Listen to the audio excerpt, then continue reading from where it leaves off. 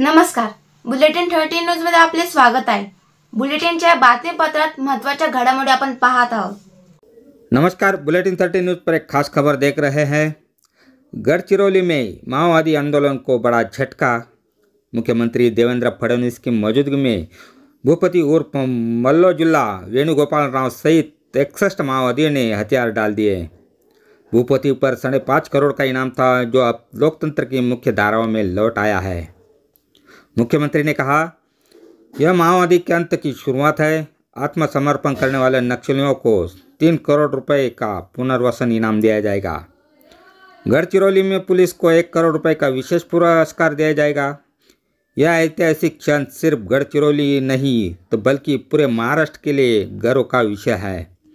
अब समय है नक्सल मुक्त भारत की ओर कदम बढ़ाने का।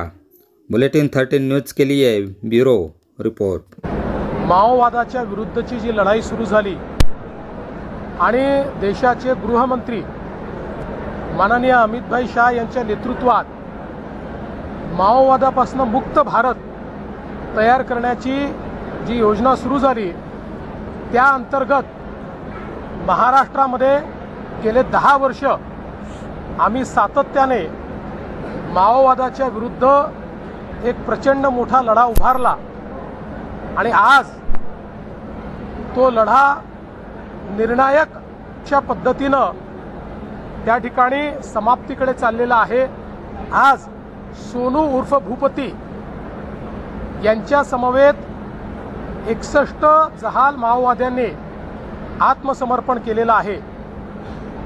सोनू उर्फ भूपती हा या संपूर्ण दंडकारण्यामध्ये माओवादाचा जो उदय झाला आणि विशेषतः या ठिकाणी आपल्या गडचिरोलीमध्ये अहेरी दलम असेल, सिरोंचा दलम असेल, पेरीमेली दलम असेल, चामोर्शी दलम असेल किंवा या ठिकाणी टिपागड दलम असेल, असे जे सगळे दलम तयार झाले आणि त्यातनं एक मोठी सशस्त्र सेना तयार झाली।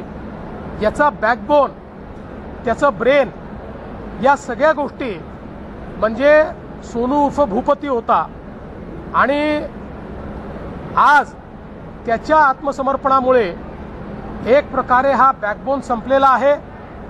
मागच्या काळातल्या आत्मसमर्पणांमुळे उत्तर गडचिरोलीतला माओवाद आपण पूर्ण समाप्त केला होता। आज दक्षिण गडचिरोलीतला माओवाद देखील आपण जवळपास समाप्त केलेला आहे। आता फक्त कंपनी 10 याचे बोटावर मोजण्या इतके 8-10 लोक अजून बाकी आहेत। आम्हाला विश्वास आहे की पुढच्या काळामध्ये ते देखील आता आत्मसमर्पण करतील, कारण त्यांच्याकडे कोणी नेता उरलेला नाही। त्यामुळे एक प्रकारे आज आपण गडचिरोलीतला माओवाद समाप्तीपर्यंत आणलेला आहे। अशाच बातम्यांचे नवीन अपडेट जाणून घेण्यासाठी बुलेटिन 13 न्यूज मराठी चॅनलला सबस्क्राइब करा व लाईक करा।